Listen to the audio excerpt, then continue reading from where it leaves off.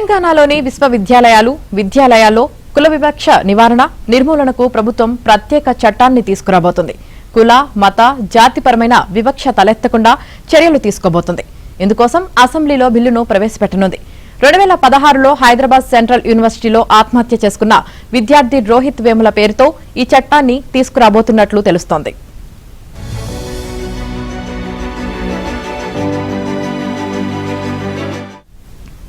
రోహిత్ వేముల మృతి నేపథ్యంలో విద్యా సంస్థల్లో విశ్వవిద్యాలయాల్లో కుల వివక్ష నిర్మూలనకు చట్టం తీసుకురావాలని, దానికి రోహిత్ వేముల చట్టం అని పేరు పెట్టాలనే డిమాండ్లు వచ్చాయి. ఈ క్రమంలోనే ఎన్నికల మేనిఫెస్టోలో కాంగ్రెస్ పార్టీ రోహిత్ వేముల చట్టాన్ని తీసుకువస్తామని ప్రకటించింది. ఆ మేరకే చట్టానికి రూపకల్పన చేసింది.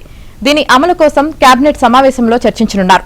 కేబినెట్లో ఆమోదించుకున్నాక ఈ బడ్జెట్ సమావేశాల్లోనే బిల్లు పెట్టి సభ ఆమోదం తీసుకోనున్నారు.